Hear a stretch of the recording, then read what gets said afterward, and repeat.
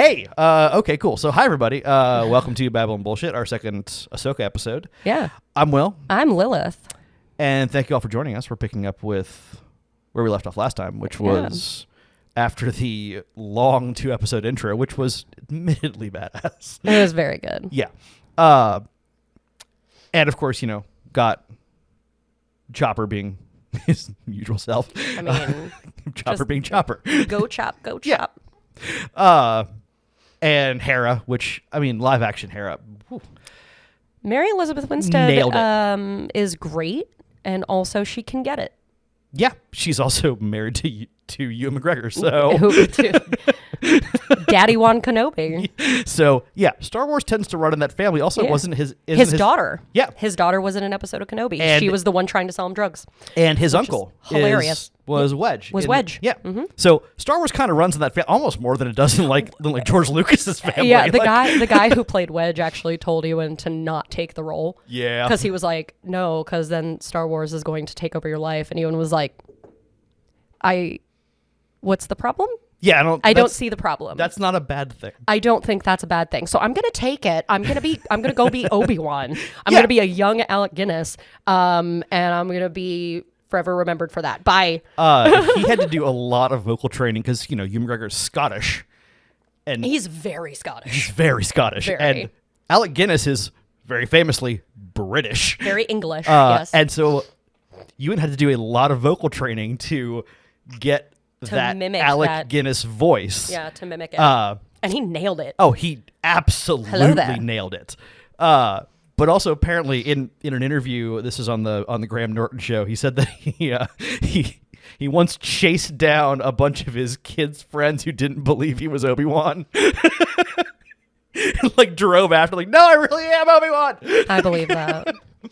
Shit, I would do that. That's fucking Obi-Wan Kenobi. Yeah. And then there's Hayden Christensen, who just basically like looks at Anakin and goes, "Yeah, I was Anakin Skywalker. It's cool. Me. It's cool." Like, it doesn't seem to faze him. He's just he loves it though. It's cool. He loves it. Oh yeah, yeah. And we'll get to. We absolutely will. To Hayden here shortly. Yes. Actually. But we should probably pick up with episode 3. Yeah, so this will be we'll cover episodes like 3, 4, 5 here. Yeah. So Time to Fly is the name of that episode. It is. And we pick up with Sabine has had her her Kanan moment. That almost shot for shot remake of the Ronin. Yeah. Mandalorian Ronin. Yeah. And which I loved. That it was a perfect nice little nod. Yeah, it was a nice little homage. And she's now committed. And I love the, Mandalorian with the lightsaber. This has always baffled me for years. I get that the Jedi don't necessarily need armor. Mm-hmm. But wouldn't you rather have it and not need it than need it and not have it? Because I think Qui-Gon might have something to say about that. So in theory, yes.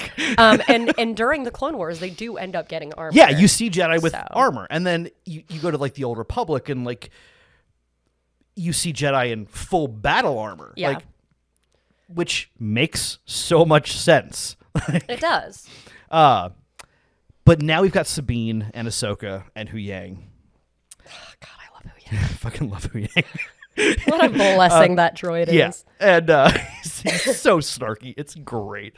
I am very much loving the reluctant Jedi that Sabine is, because she's so the actress is playing it very well. It's that she does want to be a Jedi. She also very much does not want to be a Jedi. I think her struggle is not necessarily not wanting to be a Jedi, but she wants the discipline, she wants the powers, but she's struggling to connect everything. She already has combat down. Yeah, she's a Mandalorian. Like they're literally trained from diapers to fight. But she wants the Force, and she's trying to understand, you say that it's within all living creatures and that literally everyone can wield it. So why can't I? Why am I struggling? Yeah. What the fuck? Well, we already did see Sabine struggle with her past when Kanan was training her to use the Darksaber. Yeah.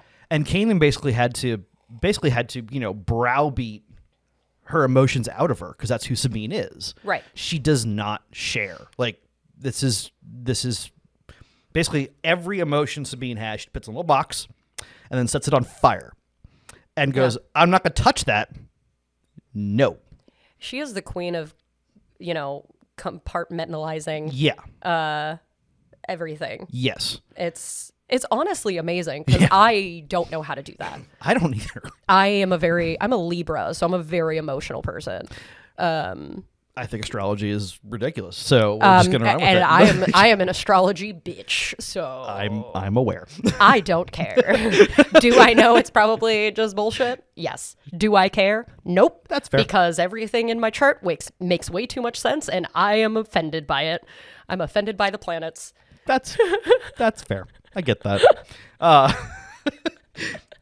I'm also loving the fact that so every Jedi and Padawan we've seen, like combination we've seen up until this point in any iteration of Star Wars. Mm-hmm. The master always seems like they want to train the apprentice. Yeah. Ahsoka very much does not. She's just like, I have to do this. I think that it's just because the way they left things. Yeah. It's not necessarily because she doesn't think Sabine can do it. I think it's very much just, well, it didn't end well the first time. Well, she's also got, her own memories of her own master to fall back on. Because she turned her back on the Jedi Order for a good reason. For a very good reason, which we will dive into. We're going to do episodes about Clone Wars. Yeah, that was a very good fucking reason. I would have also fucking just bounced. But also what happened to Anakin. I mean, it's not her fault, and I'm sure she knows that, but there's still that ghost of Anakin hovering over her head. I feel like in the logical sense, she's like, yeah, it wasn't my fault, but because she is who she is and she's a very emotional person and she did train with Anakin, who was a very emotional person, she blames herself. Yeah. Because she was like, I left. I could have been there. I could have changed things. I could have done this. I could have done that.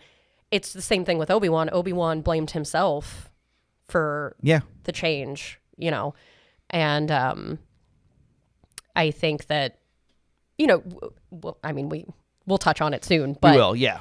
She definitely had that guilt for a long time. She did.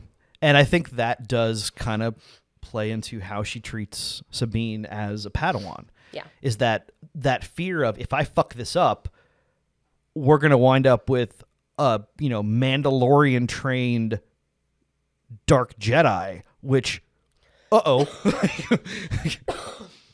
dying. And it's fine. Yeah. Swear it's not COVID, otherwise I wouldn't let them in here. So no, it's not. It's getting over a cold, and I have asthma, so it's fall in Ohio. This is what happens. Yeah. Everybody's just dying. Everyone sounds like me right now. It's great. Yeah. This is always the day I know. The day I know fall's arrived is the day I wake up and my sinuses are just trying to eat my face. Yeah. So that's where we are today. I'm just like, oh, cool, fall's here. Yay. Time to start eating Clarence. It's candy. Love it. That's so good. And then we wander off to, I am very much enjoying the fact that the Dathomiri culture is kind of being touched on a little bit here. Mm-hmm. The map that was stolen from Sabine is, as far as I know, it's not Dathomiri. It's older than that. Yes. They go to, I'm sorry, name of the planet is escaping me. They will look it up. And find the stone monument. In goes the map. I'm also loving that Balin is very much ambivalent about finding Thrawn. Up until this point, everyone's like, yeah, we're getting Thrawn back. And Balin's just like, all right, I guess. Cool. That sounds fine. Cetos. Thank you. I am very much enjoying the kind of mysticism behind how that's working. Mm-hmm. And we accept that mysticism in Star Wars because we accept the Force. yeah, like you can't look at one and go, that's fine. Look at the other and go, that's dumb. Yeah. You just can't do it. Yeah. I'm also very much enjoying the fact that they're going back to the hyperspace rings design which hasn't been seen since what? Clone Wars, Rebels? I mean, Clone Wars. I think they used it like early in Clone Wars. They used it quite a bit throughout Clone Wars. Did they? With the actual fighters. Oh, that's right. Yeah. Sorry, the episode's coming to mind is the one where the Jedi invade Grievous's lair. Yes. Yeah. Yes. Yeah. But for the most part, like you don't see, especially not with like big ships. Yeah, because the big ships don't need them, but the little ones do. Yeah, and well, the Jedi Starfighter needed them because it didn't have its own hyperdrives. That's what the rings were for. So you dock in the rings. There's your hyperdrive. Cool. But I don't think we see them in Rebels. Now that I think about it, no, we don't because they're not using. They're not using the starfighters. Well, A-wings have their own hyperdrive. X-wings have their own hyperdrive. The Ghost clearly has its own hyperdrive. Like right. Yeah. I mean, hell, even the Phantom, both versions had their own had its own hyperdrive. Yes. So I'm loving the hyperspace rings design because that's a nice little nod back, and it makes sense. The ship was not designed to travel to other galaxies in hyperspace. And also my first thought when I saw it was that's really big, and the cockpit's very small. Until later in Ahsoka when they docked the Star Destroyer in it. I'm like, oh, of course. That makes sense. Mm-hmm. Thrawn's not coming back without a Star Destroyer. No. That would just be silly. Like, no. But that's not the Chimera. He doesn't have the Chimera. Not yet. No. I'm very... Episodes 3 and 4 really did start to show the two sides of Baylan and Shin.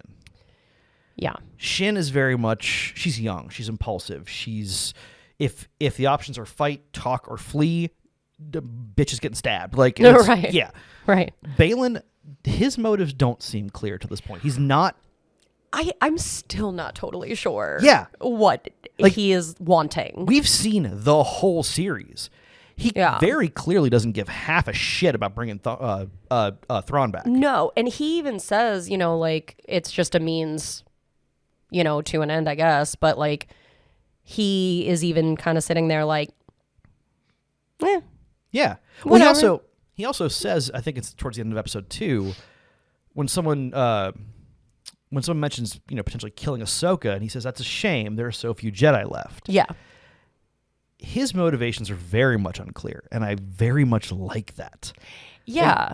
And I'm sad we're not going to know what his motives are. Because Rey passed away, unfortunately. And like right after they got done. I've seen some people toss around some actors that could take over the part. I saw one, Liev Schreiber. That's the one that I was thinking of, and honestly... Because he kind of looks like Rey. And he's a phenomenal performer. Yeah, he's great. If they did that, I would be okay with it. Yeah. I'd also be okay with them just not including him next season. Yeah. What I would very much like them to avoid is the, end of Rogue One anime or like de-aged Princess Leia because like I get that it can work, but it always has the dead eyes. And it's just like, I mean, because if you look at also Rogue One with uh-oh. Brain fart? Brain broken. Brain broken. I can help you if you describe things. Hang on. One and second. they have to look Keep it going. up. Keep going. But I'm very much so Baylan's. I'm very much enjoying that his motivations are not. He's not as fanatical about bringing Thrawn back as Morgan is. Right. Tarkin. Yes. Grand Moff Tarkin. Oh yeah, with the dead. Oh yeah. That creeped me the fuck out. I was like, I hate this. Very much the dead eyes, and I know that he's been dead for a hot minute. The actor, not Well, also Tarkin. Yes, but but yeah, the dead eyes were so I was like, oh, that's disconcerting. disconcerting. Yeah, I already don't like Tarkin. You're not supposed to. So I hate, like, I have an irrational, like, just he's a rage. Dick. He's such a dick. Tarkin. Every time I see him, like when he popped up in Clone Wars, I was like, you dumb motherfucker. I love the actor. He is incredible. He's phenomenal. But I fucking hate, and I know that that's the point, but also I'm like, why do you exist? Because you hate him so much is just further proof of how amazing that actor was. Oh God, he was so good. Because he was, the minute he comes on screen, everyone watching is just like, I don't like you. You instantly don't. When ready. Okay. What the fuck is that? It's. I could see a few scenarios for bringing Balin back, or having Shin take over his. Kind of like, like do something where basically you say that Balin died somehow, and Shin, and out of respect for her her master, the hand of the statue just. Yeah. I'm sorry, that was terrible. Oh, Too no. Soon. Too soon. I love you, Rey. R.I.P. Out of respect for her now fallen master, Shin takes up his mantle to yeah, that could work. I could work with that. But we get, so we should back to the middle of the Ahsoka series so far. We're up to the point where they're on the planet. They have activated the map. Yes. And then Ahsoka and Sabine and Hu Yang show up. Yes. Hu Yang, in one of his wiser moments, which he has many, tells them repeatedly to stay together. And then Hu Yang fights. And I mean, kicks some ass. It's fucking dope. God damn. Yeah, I love him. God, I love him. I always forget he has 4 arms. Because all of a sudden the other 2 come out and he's fucking punching bitches every left and right. It's great. Yeah, it's so Hu good. Yang? Okay. Okay. Badass. I was, for 1 second, I was expecting him to pull out 4 lightsabers and pull a Grievous. I've been trained by an Apache helicopter. Which, honestly, in that moment, my only thought was, hey, Obi-Wan, force push. Just saying. Seen you do it. Okay, I'm going to remind you that throughout the entirety of Clone Wars, the Jedi forget they have powers. Oh, yeah. They just forget until, the last second. They're like, oh, right, I can do stuff. Yeah. Fuck. Yeah, it's... bro, you could have done that 20 minutes ago. Well, also, we've seen the Jedi lift many things up all at once. Here's how you deal with a droid army. Lift them all up. And then drop them. Congratulations, you've now won. And all the clone troopers be like, that. Now what do I do? So, who's cleaning up the battlefield? Oh, shit, that's us. Okay. Yeah, they just forget. Yeah. Which is, I know, it would make the scene so much less fun to watch if the Jedi just walked into every fight and went, bleh, and that was the end of it. Yeah. But come on. No, yeah. Up until this point, we've seen the other Inquisitor with Morgan. Mm-hmm. He fought Ahsoka to a draw, and then, force pulled his saber back to her, and she just kind of went, whoop, and just slipped out of the way like it was nothing. Gosh, and she's so cool. And the look on her face was very much that, really? Come on. Seen this before. Old hat. Yeah. Old hat. Come on. And so Ahsoka and it's Marok, right? Yes. They fight, and of course she fucking wrecks him. I mean, duh. Yeah. That was not a surprise. We watched her kill an Inquisitor when she was unarmed by taking away the Inquisitor's own saber and killing him with it. Mm-hmm. And very quickly, too. Yes. Very quickly. Yes. And then, smoke came out of him, and that was it. And that was it. That was the end. That was the end of him. Who the fuck was that? No idea. I think so my theory on that, because it was with Morgan, I think that it was somehow something she managed to conjure up. Some sort of Dathomiri. Yeah. Okay. Even though like she's not a Night Sister, she can still use magic. Yeah. And so I think that maybe it was something along those lines. That's the only thing that makes sense. That would make sense. And it's probably important to mention, we say force powers with Jedi and magic for the Dathomiri because what the Dathomiri do is not... They're witches. They are. And what they're doing is not using the force. They're sort of, kind of, but they're tapping into it in a much different way. Yes. Usually they do it through relics, through physical objects. Yep. So they call it magic. And that's the difference between the Jedi and the Night Sisters. Yes. One of the big ones. But yeah, so Marok dies real fast. I'm just like, well, he was a character, I guess. Okay, cool. And then he was just gone. That was fun. And then we get Shin and Sabine fighting. That's such a good fight. It is. This is what I'm loving about Sabine up to this point. She has her Mandalorian armor. She has her Mandalorian training. She has her blasters. Mm-hmm. And she's trying to fight with her saber, which she's not very good at. No. But she's very rusty. She is. She's very rusty. But you can see some marked improvement from her first fight with Shin Hati, where she got her ass handed to her. Oh, yeah. Then she got stabbed in the gut. So, but I love the fact that Sabine seems to feel this obligation to fight with the saber. Mm-hmm. And because she thinks she's trying to get back into the mindset of training. Yeah. So she's trying to force herself to use it as much as possible. Yeah. It makes sense. It does. And it also makes sense that someone who is an expert with the saber, like Shin is, would very much be more than Sabine can handle. Yes. Which ends up being the case because Sabine gets captured. But not before Baylan and Ahsoka have their conversation. The second half of this episode is going to be entirely out of the main plot, but we're going to get there in a moment. Yeah. So this is what we just talked about was just 3 and 4 kind of combined. Yeah. And we're going to dive into like the main aspect of 5 and like touch on some other little bits, but there's a big part of it that's we're going to focus on. And I'm probably going to cry. Because I cried the entire episode. Oh, it was amazing. I did like that Baylan, true to his... Baylan's doesn't seem naturally very violent. I mean, he stormed the Republic cruiser, but everyone's shooting at him, so of course he's going to fight back. Right. He very much tried to talk Ahsoka down. Like, it was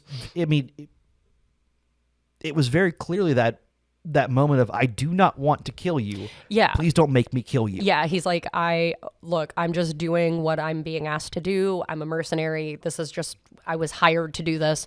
So just let me do my fucking job so I can get paid and move the fuck on. And she's just like, no. Stubborn. Fight. Yeah. Ahsoka, stubborn? No. No. That's ridiculous. Never. And Baylan, of course, I'm very much enjoying Baylan's fighting style. Yeah. And I'm enjoying it because for anyone who's played the Jedi Survivor game, at one point you're introduced to a crossguard saber, same kind that Kylo Ren carries in 7, 8, and 9. Except less stupid. Not going to get into how dumb those are, but it's the crossguard saber. Yeah, here's why Kylo's is stupid. If he does one wrong thing, he is cutting his fucking finger off. Yeah. With that, like, there's a reason that actual crossguard swords have the little shield. So you don't stab yourself. So it keeps... It's common fucking sense. Yeah. Oh but my God. In the game, the crossguard saber is bigger. Yes. And heavier. And you use it, it's slower, but it hits a lot harder. Similar to like Claymore. Yeah. There's a different style of fighting with it because it's a larger weapon. Yeah. Baylan's saber, because Rey's a big guy. His saber, He's like 6 foot something. yeah, his saber looks a lot bigger than everyone else's. And it makes a lot of sense in that universe for the saber to fit the wielder. Not a uniform length for everyone, regardless of how big they are. Right. Because, Yoda with, Anakin's size lightsaber would be ridiculous. Because Yoda's, tiny. But Balin doesn't fight quickly. His strokes are smooth, kind of slow, but powerful. Yes. And I think that's a function of his training and his size, just, using his size to his advantage, but also his age. He's had a lot of experience. He knows how to fight. Mm-hmm. All the, flashy dancing about crap is not for him. He's going to wade into his opponent and basically bludgeon them to death with that lightsaber because he can, which is how Vader fought. But out of necessity, given the suit he was in. A giant fucking robot, essentially, yeah. But yeah, if you watch Anakin fighting and then Vader fighting, Anakin fighting is fluid and fast and smooth. Vader fighting is like is like someone's trying to beat you to death with a hammer. Yeah. And not going to argue with it. It seemed to work just fine. So it did him good. Yeah. But Balin defeats Ahsoka. Into the ocean she goes. Mm-hmm. That episode ended.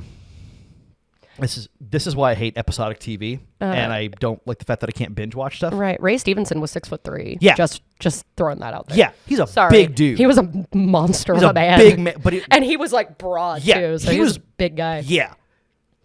Sorry. Yeah. He's a big dude. I got curious. My ADHD brain was like, I have to know now. I spent 2 hours last night on the Wikipedia page of rope because I was bored and I was working a show and they were like actual rope, and just sure. Well, just you know what? Browsing Wikipedia because honestly the band I was working was god awful and I had nothing else to do. And if I had to hear them butcher any attempt at tempo again, I was gonna walk up there and stab them on the eyes. But anyway, I was honest to God tempted from the back of the room to be like, tempo. Look at this. I'm a metronome. Try to follow me, morons. I'm a white person. Yeah, and I can keep the beat better. Good God. But Ahsoka wakes up in the world between worlds, and the episode ends with a voice behind her saying, "Hey there, Snips." Yep. And then credits. And then I screamed and immediately started crying. I literally went, ah! And then just wept for about 20 minutes. I will say, one, Dave Filoni, well done with that cliffhanger of an ending. He said the thing I was hoping he was going to say. Great cliffhanger of an ending. Also, Dave Filoni, fuck you for that cliffhanger of an ending. Because, shit. I love it so much. And then I just cried. And then having to wait a week for the next episode. Just, oh my God. No.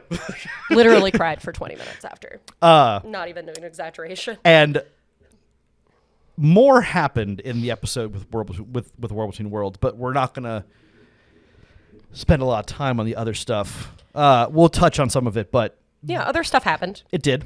I didn't care about it.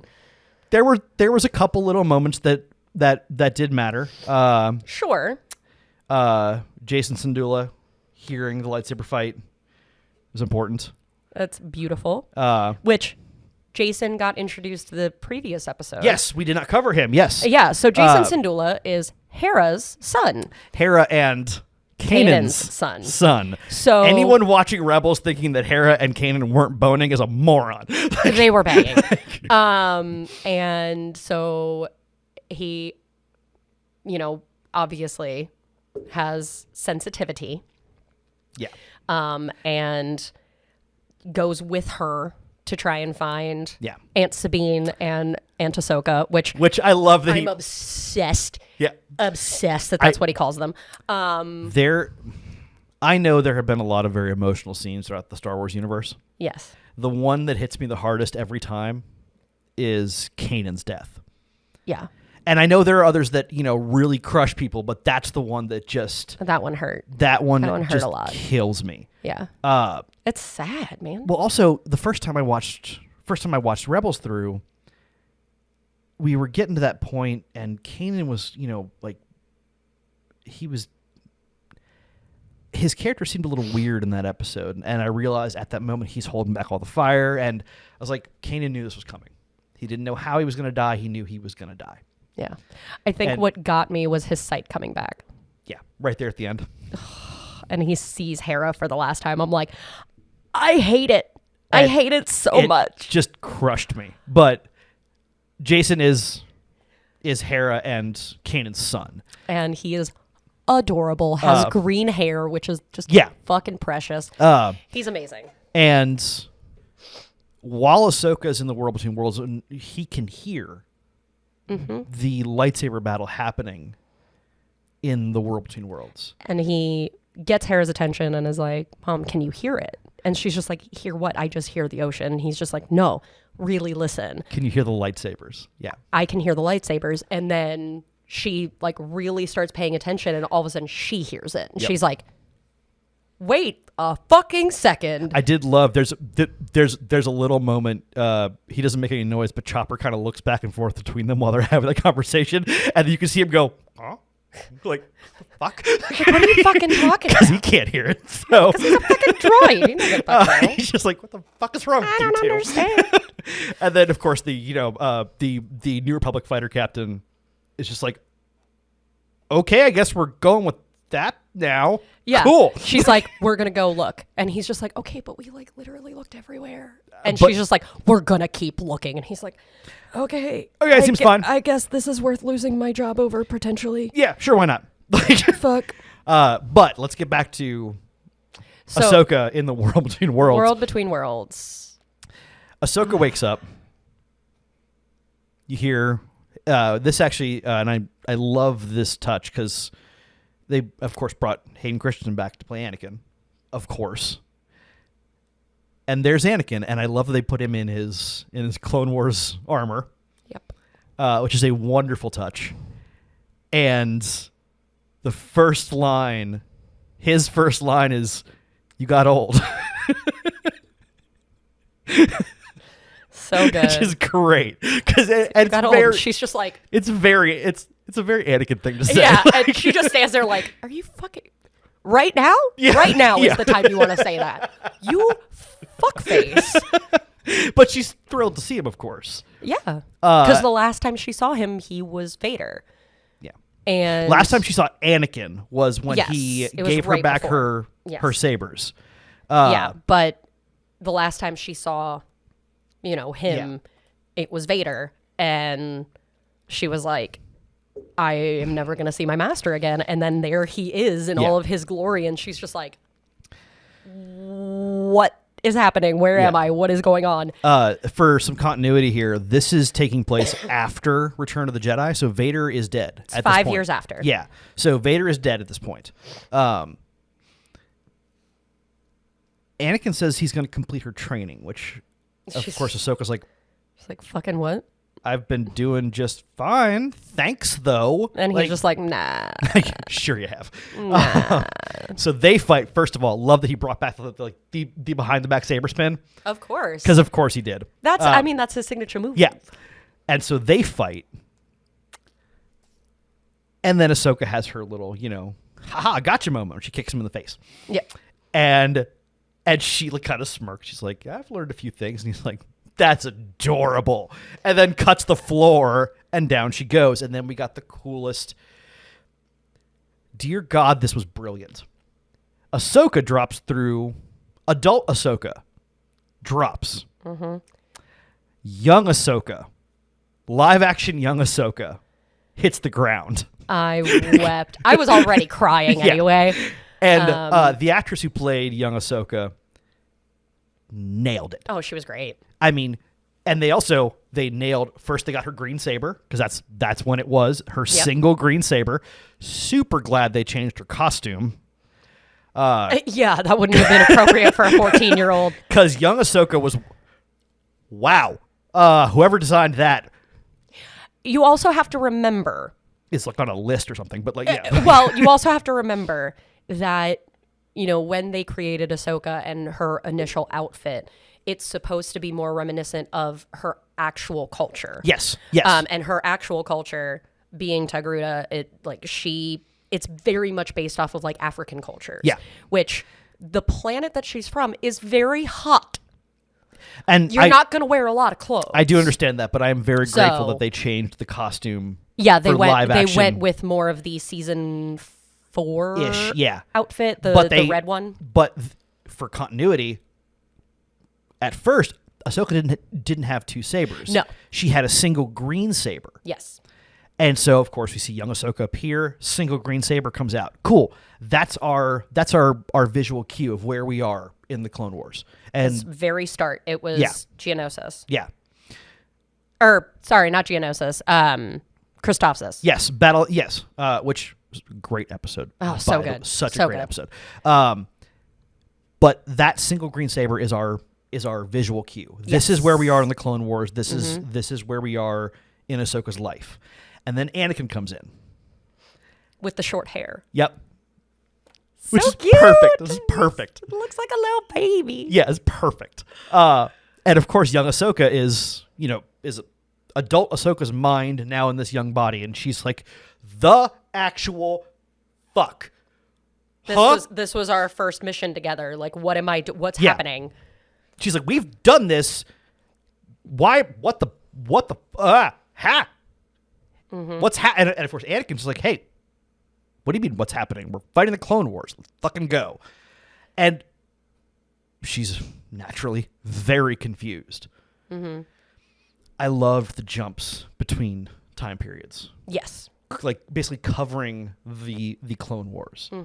But when they got to actually one of the big moments, Ahsoka's sitting with a wounded clone trooper and having that moment of so many died and was it worth it? And Yep. these were my men and I failed. And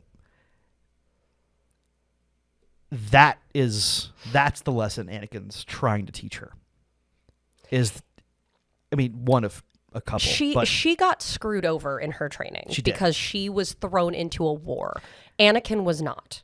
Anakin was already well into his training when the Clone Wars started, and so he was 19, 20, 21, and Ahsoka was 14. Yeah. And was like, here's a war. Yeah. Guess you're learning on the go. And she's just like, the fuck? They're not supposed to be trained as warriors. They're trained as peacekeepers. Well, the big thing for Anakin, honestly, most Jedi struggle with the Clone Wars. Anakin thrived in it. Well, yeah. And because he's a fucking lunatic. yeah, he's fucking insane. And we love him. Yeah, we love him for it. But most Jedi were like, this is not how this is not how Jedi are supposed to be. And Anakin's like, this is fucking awesome. Fuck yeah. And which is kill things. Which is why he became literally one of the greatest Republic generals of the Clone Wars. Yep. But poor Ahsoka is just having this crisis of, is this who I am? I was trained in war. I've been fighting most of my life. Yeah. Is this all I am? Yep. And she hates it. Yep. And then we get to we jump ahead again, which I love that they got Tim Morrison to do the clone trooper voices. You don't see his face. Action Rexy. We do, and the armor's perfect, and we don't see his face, but it's clearly Tim Morrison doing the voices. Yeah, I screamed. Yeah. I shrieked. I was so excited. I was like, it's Rex. I was so happy because Rex is probably my favorite clone. Because he has so many beautiful arcs throughout the Clone Wars. He's such a great character. It made sense that at the end of everything during Order 66 that would be the one Ahsoka saves.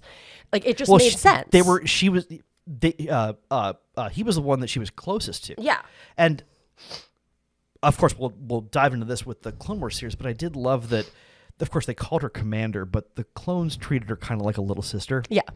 And Rex became like a sort of kind of surrogate father for her. Yeah. Anakin and Obi-Wan were teachers, and they were teaching her. She does refer to Anakin as her brother. Yeah. So but Rex kind of stepped partially into that surrogate father role. Yeah.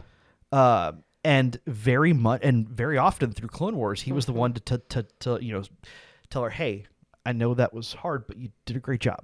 Yeah. and you can do better next time. Yeah. But and you will. And that was Rex. Their relationship was was wonderful. Mm-hmm. And seeing the live action Rex armor is like, yes, is perfect. I love him so much.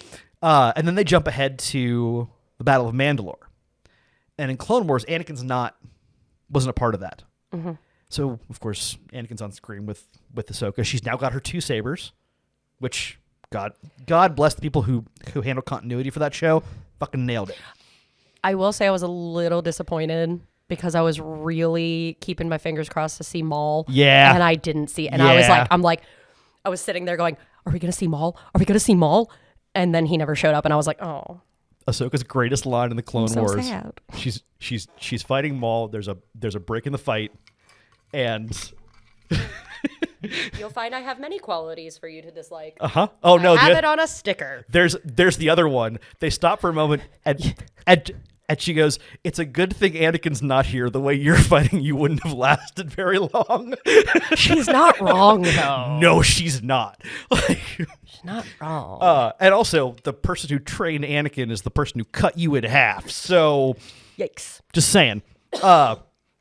But that conversation, they're standing there at, the Battle of Mandalore, and Anakin goes, I don't recognize this one. And she goes, this is the Battle of Mandalore. We'd separated at this point. And he kind of looks at her and is like, this seemed pretty intense. She's like, yeah, it really was. And yeah, it really fucking was. And then comes the lesson moment. Anakin tries to get her to see past the death and violence of everything, and realize that she is not defined by those things. And she doesn't quite get it. That's why he gives her the choose to live, choose to die kind of thing. It's the choose to move on. Mm-hmm. Or choose to be consumed by your past. Right. And he failed that test is the thing.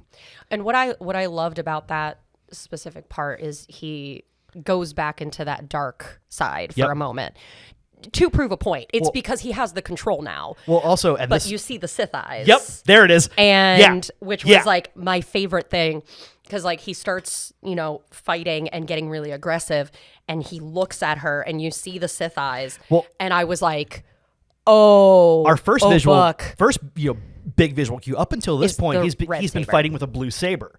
At this point, he gives her the choice: choose to live, choose to die. And she says, "I choose neither." And he says, "Incorrect," and draws his saber, and it's the red saber. It's the red saber. Now, whoever the production designer was for this next scene should be given an Emmy and have a statue made of them, because they're back into the world between worlds. Yes. And we now have adult Ahsoka laying there, kind of stunned, and Anakin stalking towards her, red saber, and lightning flashes. And in the lightning flash, it's Vader. Whoever came up with that is a genius. I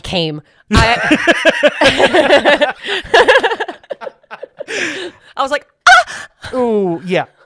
So good. Is perfect. But it was also perfect because in that moment, Anakin is both Anakin and Vader. Yes. And as you said, he's in death, he's learned to control that. So as he comes towards her, they keep fighting. The Sith eyes still going, which was a perfect touch. Yes. The fight was perfect. Like, it was brilliantly choreographed. They both did an amazing job. Yeah. The fight ends, and Ahsoka chooses what Anakin didn't. She chooses to move on. She chooses to live. And I love this. There's that long, lingering shot on Anakin's face, and you see his eyes turn back, fade back, and basically goes, "All right, cool, right choice. You've learned." I was hoping there'd be a scene in there where they get to kind of like talk for a moment. But that's not what that sequence was for. I feel like if they had done that, it would have taken away from everything else. Yeah. Side note, right. My iPad is currently at 69%. Nice. Sorry. ADHD. All right. Well done. Thank you. Nice. Anyway, I think it would have taken away a lot of that. And it would have taken away the Impact. the power behind all of what just happened. I was kind of hoping for a what if Ahsoka had gone to Mustafar instead of Obi-Wan, and Obi-Wan had gone to Mandalore. I would have liked to see that. I would have cried. Honestly, I think Marvel did this best. I think Star Wars could stand to do a brief animated series. The Marvel What If. Yeah. Yeah. And I think that would be a really cool look at, what if Ahsoka had been with Anakin? Well, there's two splits there. Anakin doesn't fall to the dark side, or he still does. If he does, what if Ahsoka falls to the dark side too? What happens then? Follows him. Yeah. And so there's a lot of what ifs that really could be really cool to look into in little brief animated episodes. And hey, if y'all are listening, just saying, could be cool. We know you have the budget, so yeah, but they'd rather put the money towards a Rey movie that no one asked for. We will get to that. Then calm the rage. I can see it building. Then good series like Obi-Wan Kenobi got no budget. And it was still amazing. It was still great, but they focused too much on Reva. I think they could have focused more on, the guy the show is named after. We will get to that. Deep breath. Deep breath. Doesn't matter. The point is, come back to Anakin and the World Between Worlds. The point is, happy place, World Between Worlds, Anakin. There you go. Anakin and Ahsoka together was my favorite thing, and I cried a lot. I cried the entire episode. I was in tears. It was brilliantly done, and it was such a wonderful turning point. And then for Ahsoka's character. And then Ahsoka goes into her Gandalf the White phase. Yeah, she is in her Gandalf the White era. I do love this is completely off topic, but since it happened recently, I have to mention it. I am very much in love with the fact that in a move that just is probably the smartest business move I've ever heard of in my entire life, Taylor Swift has re-released an album. Same songs. Yep. And people are buying the shit out of it. She re-recorded them. Of course she did. Taylor's version. Of course she did. And you know what? They're the same songs. Great. Good for her. And I love it. It's genius. Good for her. It's brilliant. Good for her. I don't listen to her, but good for her. I don't either. I just love that move. It's it's a good move. You know what I'm going to do? I'm going to re-release all the songs that I are already released. And everyone's going to buy them again. Because they wouldn't give her permission to keep her own music. Yeah. And she's just like, cool. I still have the copyright to my own songs. Yeah. So... And honestly, we could dive into that because I love that too. But yeah. Anyway. Ahsoka then basically is, she now is going to leave the World Between Worlds. Anakin's taught her the lesson she needed to have. This is the big turning point for her character. And as you said, she went in as Ahsoka the Grey and came out as Ahsoka the White. And this is where we get to where Jason hearing the lightsabers was important. Yes. Because he convinced Hera to keep looking. And they found Ahsoka. Sure as shit, they found her. And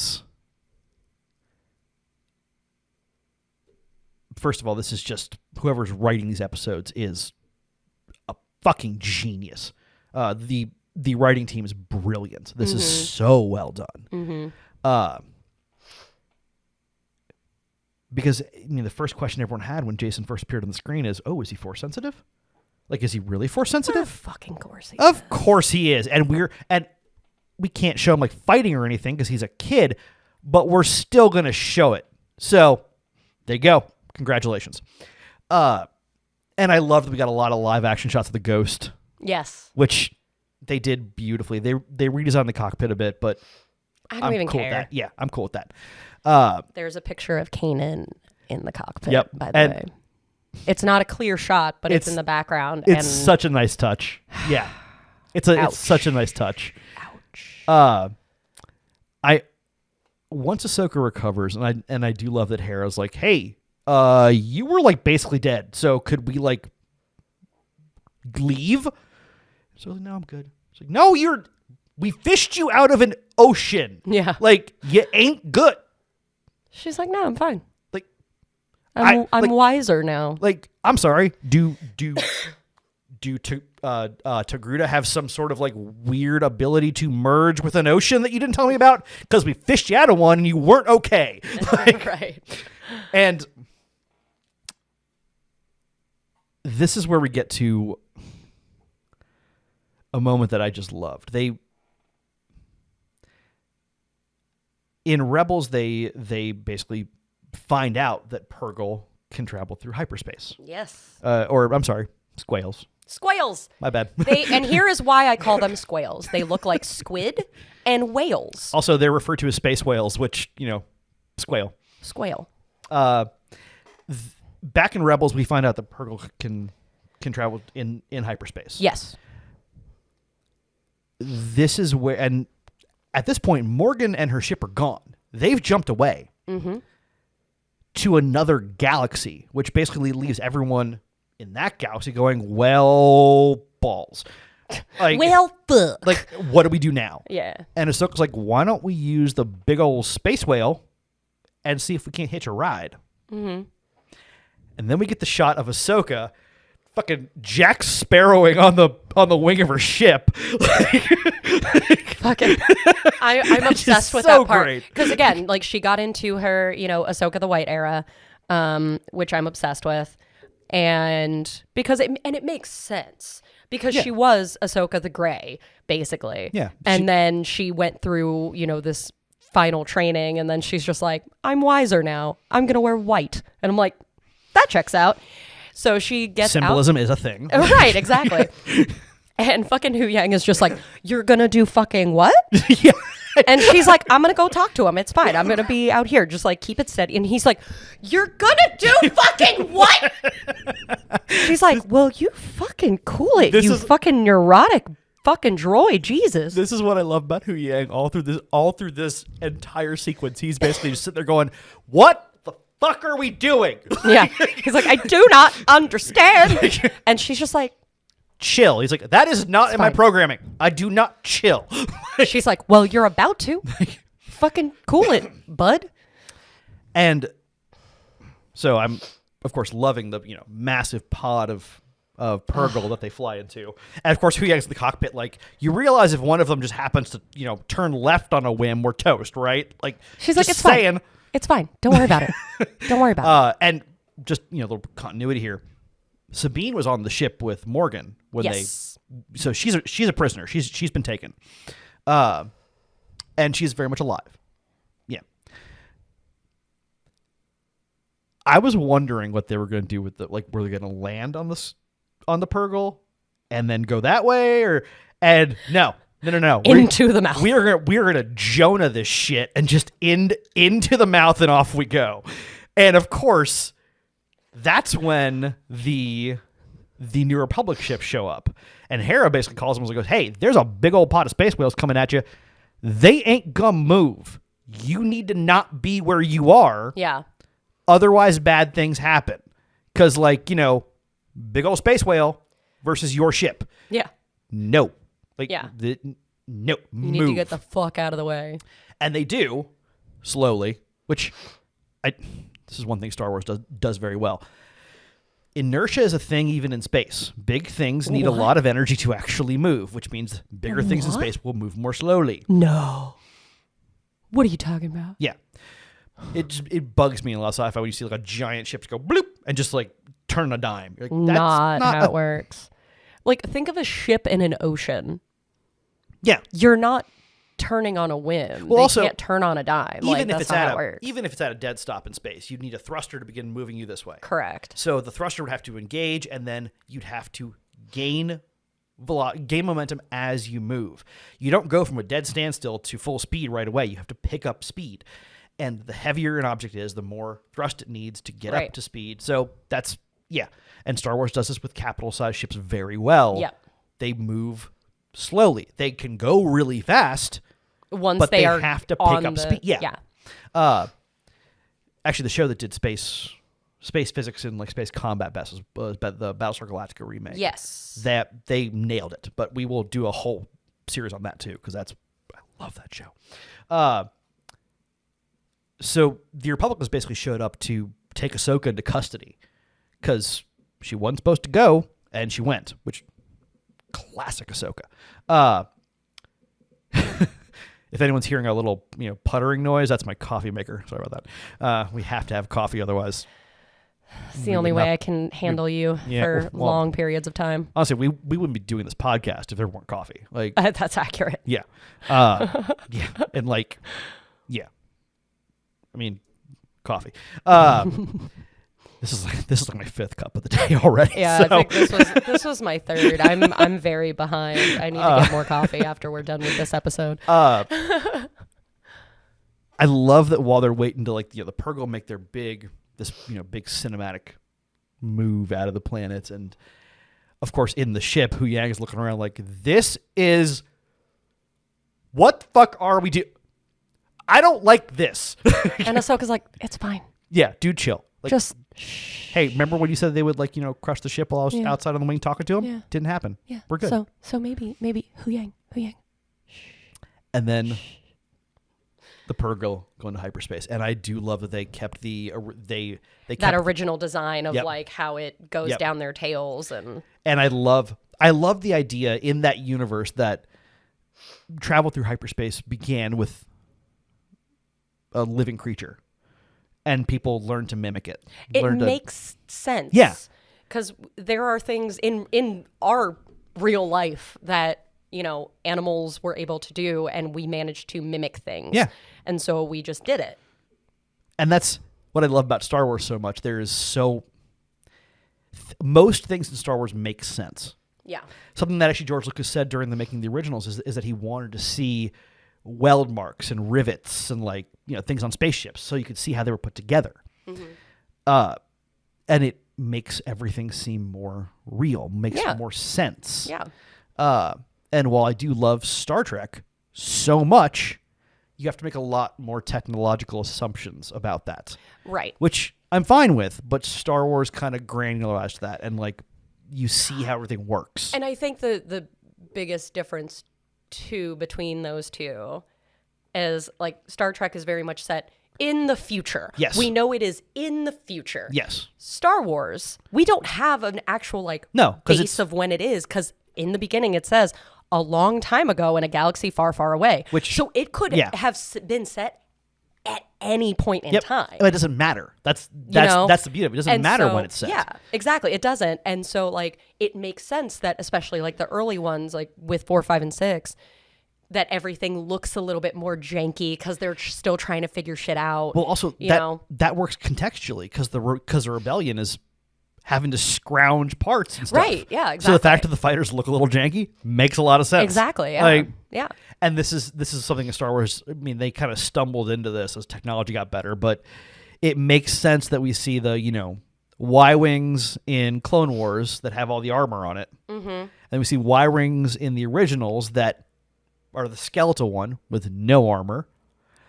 That makes sense. Yeah, it does.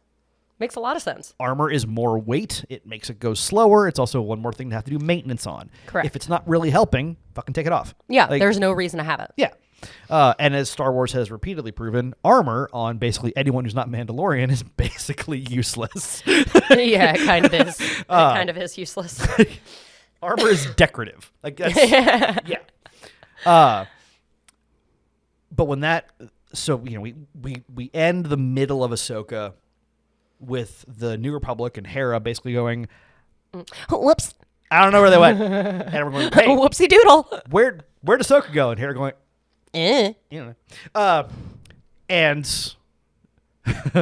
in the next episode, we will get into, Hera's basically verbal bitch slap of the New Republic Council, which was so good. And also, 3PO showed up. We'll get to that. Oh my God. When I tell you, I literally sat there during that scene and I just went. I laughed so hard I almost fell off my couch. I mean, I screeched and then I started laughing and then I went, I am very aroused. by everything that just happened in this. Yeah. And, you know, we obviously see Chopper almost committing another war crime. I love that every now and then Chopper's like, I haven't killed a lot of people in a while. Can I just let me destroy something? Chopper, no. Please. But I just want to blow something Mom. up. Mom, let me. Chopper, no. Please. I have a bloodthirst, and it must be quenched. Does have a bloodthirst, and it must be quenched. Yeah, and it's not being quenched, and it's making him very angry. Hera is taking that away from him. Well, also Chopper's kind of adjusted his personality. Like now he sees like Jason Syndulla, and he's like, "So my old job was to commit war crimes against the Empire. Yes, I liked my job; it was fun. Yeah, my new job is to protect this tiny human." Mm-hmm.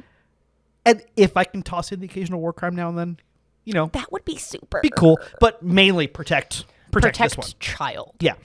And he likes his new job very clearly because he's like attached to Jason in every scene we see them together. Fucking cute. Oh my God, it's so cute. But I do love the Chopper very much. He's like, let me blow it up. He's like, I get that I'm a babysitter and that's fine, but like, can I please just kill something? Still the best in all of Star Wars. The best scene of someone getting excited about blowing something up is from Bad Batch, and it's Wrecker. When Anakin hands him the detonator, Wrecker's, for me? Oh, man! He's just so excited. He gets he's the best splody boy. He's awesome. He is the best splody boy in the world, and we love him. Yeah. We love him so much. He is a good boy. What do you mean I can't blow it up? Love Wrecker so much. But at this point, when this episode ends, we've not made it to the other universe, to the other galaxy yet. Yes. And the episode ends, and we're like, well, I guess the rest of this is taking place somewhere else because every main character is basically gone except Hera. Mm-hmm. And this is where I was, very excited. They brought back Anakin, which was great. Mm-hmm. So cool. Hey. Beep, beep, beep, beep, beep, beep. Hey, You're supposed to turn off the sound on that? Yeah, I know. Editing will be fun. Yay. They brought back Anakin. I thought it would have been a really nice touch to have Obi-Wan in the background of one of the memories. But, yeah. That would have made me very happy. It would have been nice. He didn't have to say anything, just to have Ewan McGregor. Yeah, just there. But up until this point, it's been the hunt for Thrawn. We're looking for Thrawn. They're trying to find him, and we haven't met him. Well, now everyone's jumped to the other galaxy. This means Thrawn has to be coming. Like, that's the only thing that makes sense here. When I tell you that I have a fear boner for Thrawn, I'm terrified of him. I find him more terrifying than Darth Vader. So that's because he's so fucking smart. I have a friend who is a graduate of the U.S. Army War College, mm-hmm. And he watched all of Clone Wars, all of Rebels, and he tried to analyze it from the military perspective. Yeah, makes sense. And he and I had a very long conversation about this, and basically said was in Clone Wars the droid tactics made a lot of sense.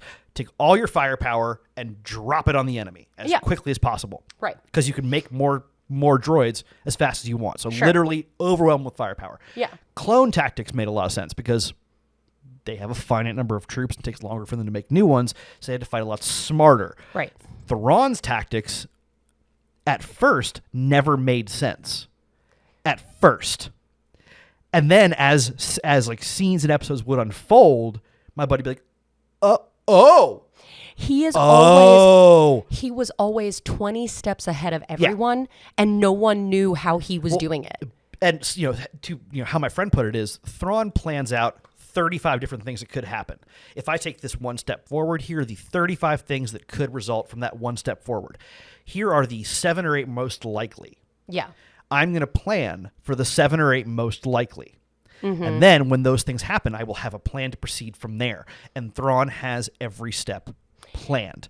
Every step is meticulously thought out. Right. So he was, of course, prepared for everything that would happen. Except one giant Jedi Force dust tornado.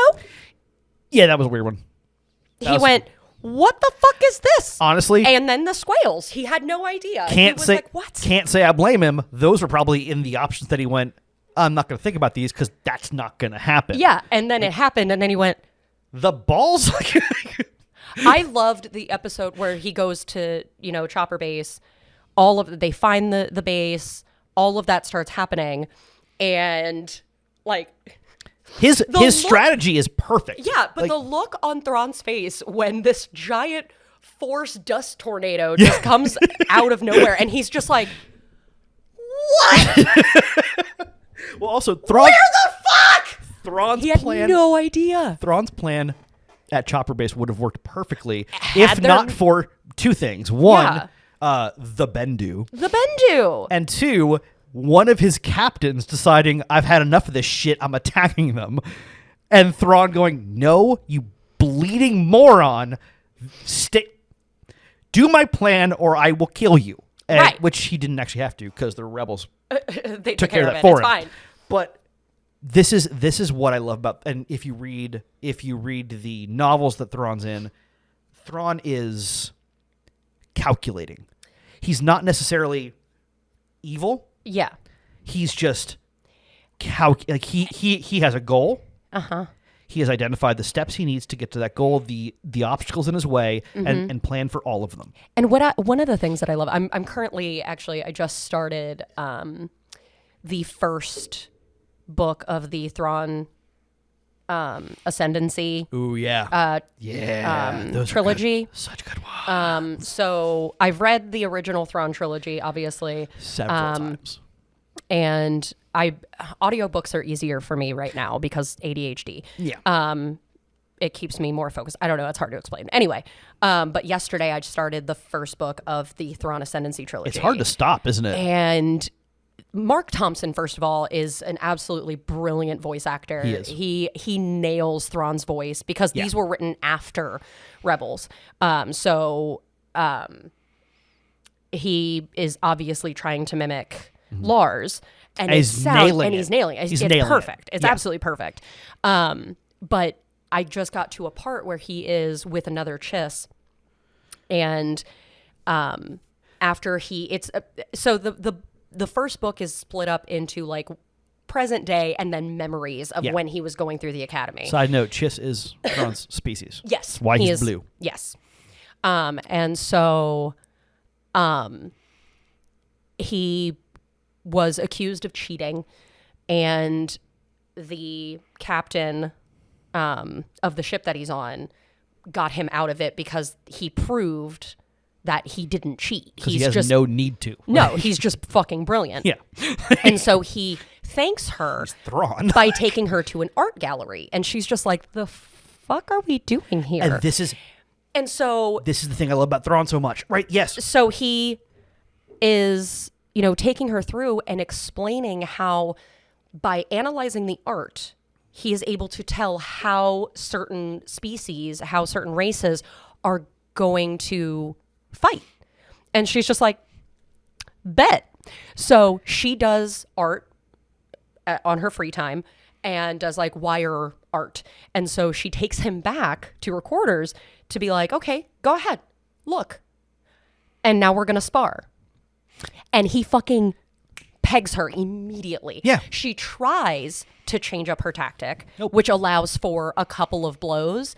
But for the most part, she goes right back, and then he's beating her again. And she's just like, okay, what the fuck? And he's like, this is what your art tells me. And I'm like, how?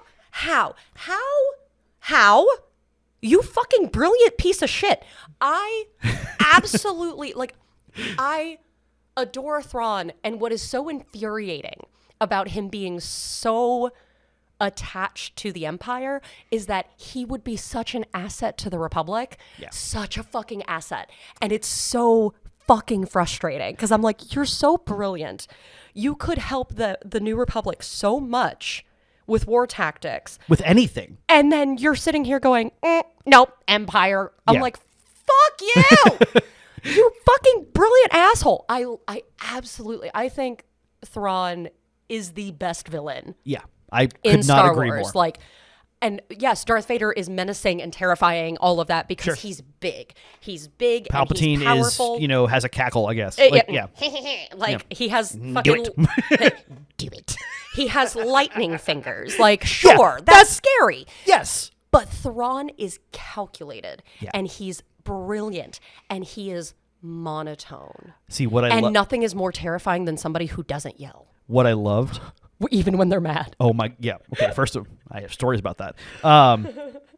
In Rebels, we see Thrawn looking at Sabine's artwork. Yes. And basically he nails the fact that Sabine is impulsive and aggressive and devoted Yes. to her friends Yes. from her artwork and uses it against her. Yeah, and it's so fucking incredible to watch him work. And like I said, I think he's more terrifying than Darth Vader. Yeah. And I Also, it's one of those moments. Vader's a of, drama like, queen. Come on. I like, mean, he is, yeah, obviously. like- But like with Thrawn, I'm literally just like, I am terrified and aroused. see, I am confused by my feelings right now because I should not be turned on by the things that you're doing, and yet somehow I'm sitting here going, tell me more. Tell me more about this art. Like, I don't. what got me, what has, because, obviously the Thrawn novels, some of the Thrawn novels are older. Thrawn is, one, brilliant, and two, consistently frustrated by the just colossal stupidity of everybody around him. Yeah, because he's just like, why am I so smart? He's like- and y'all are so dumb. He's like, look, guys, I know I'm the smartest person in the room, but could y'all at least make an effort? yeah, like he is constantly the smartest person in the room. And where Thrawn is all calculation and planning, Vader is He's brute force. brute force and intimidation, which Yes. works. Yeah, it absolutely And works. Palpatine is just like, old in my chair and cackle. Like, yeah, I don't know. Palpatine. old and disfigured. Yeah. All right. Okay, my guy. The Jedi attack has left me disfigured. Yeah. And Palpatine wasn't really a scary bad guy. No.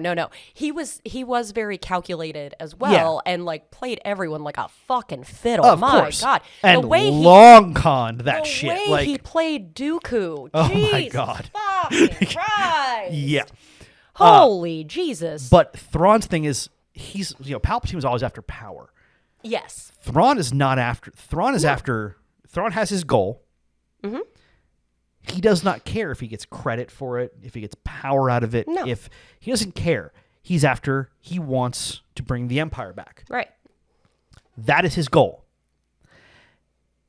Because he doesn't care about the power or prestige or status, it makes him all that more terrifying of a villain. Yeah. Because you can't use those things against him. Palpatine's big flaw, what killed him at the end, was Power. He wanted power. well, also his massive vanity project of the Right. incredibly the even larger second Death Star, which Yeah. of course someone's gonna notice that. Yeah. It's huge. Yeah. But it was and also his just personal arrogance in thinking that he could corrupt Luke Skywalker to the dark side. That's where Palpatine failed. He had this hubris, which was not uncommon for Sith. And also So hence not why entirely there's always unearned. Yeah, well, yeah. But like that's why, in the end, there were only 2 Sith at a time. Yeah. And Well, it's always the master of the apprentice. The apprentice always kills the master. That's correct. just how it goes. Yeah. Correct. So like his hubris was ridiculous, and what he failed to see was that his hubris matched the Jedi, because the Jedi hubris was outstanding. Oh my God, it was epic. Yeah, exactly. And so, but he thought, he was like, no, I'm better. I'm nothing like the Jedi. And I'm like, but just because you're the bad guy. I mean, you're the other side exactly. of the coin. You're just the other side of it. Like, you're literally just as Also, fucking conceited. Fun side note. Anyone who was like, well, Anakin was the chosen one, supposed to bring balance to the Force. He did. Yes. He did bring balance to the Force. Because there was... Luke Skywalker was the catalyst to bring him to that point.